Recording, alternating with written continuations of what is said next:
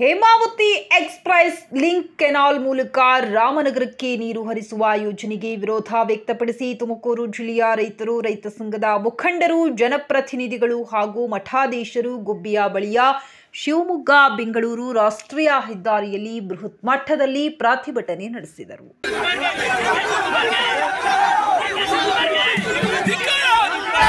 144 section ನಿಷೇಧಾಜ್ಞೆ ಇರುವ ನಡುವೆಯೂ ಸಾವಿರಾರು ಸಂಖ್ಯೆಯಲ್ಲಿ ಜಮಾಯಿಸಿದ ಪ್ರತಿಭಟನಾಕಾರರು ರಕ್ತ ಕೊಟ್ಟೆವೆ, ನೀರು ಕೊಡಲ್ಲ ಎಂಬ ಘೋಷಣೆಗಳನ್ನು ಕೂಗಿ ತಮ್ಮ ಆಕ್ರೋಶ ವ್ಯಕ್ತಪಡಿಸಿದರು.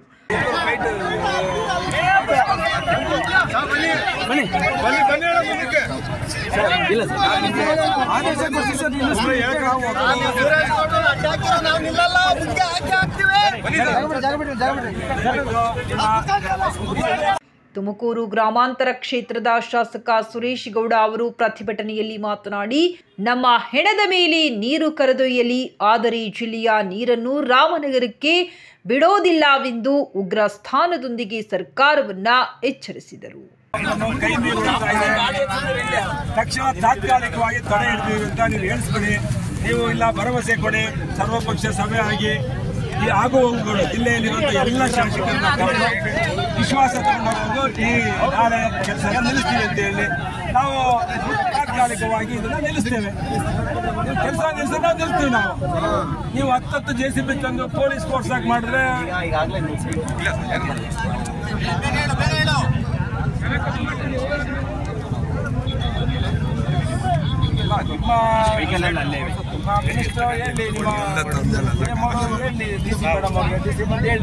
ನಾವು ನಿಲ್ಲಿಸ್ತೇವೆ, ಲಾ ಅಂಡ್ ಆರ್ಡರ್ ಪ್ರಾಬ್ಲಮ್ ಇದೆ ಅಂತ ಹೇಳಿ ವರದಿ ಹಾಕಿ ನಿಲ್ಲಿಸ್ತೀವಿ ಅಂತ ಹೇಳಿ ಆಮೇಲೆ ನಾವೇನೊಂದು ಮೀಟಿಂಗ್ ಮಾಡಿ ನಿರ್ಧಾರ ಮಾಡ್ತೀವಿ. ಯಾವುದೇ ಕಾನೂನು ಕೈ ತಗೊಳ್ಳೋ ಸರ್, ಗಾಂಧಿ ಮಾರ್ಗ ನಾವು ಯಾವುದೇ ಕಾರಣಕ್ಕೂ ಗಾಂಧಿ ಮಾರ್ಗ ಬಿಟ್ಟು ಹೋಗಲ್ಲ.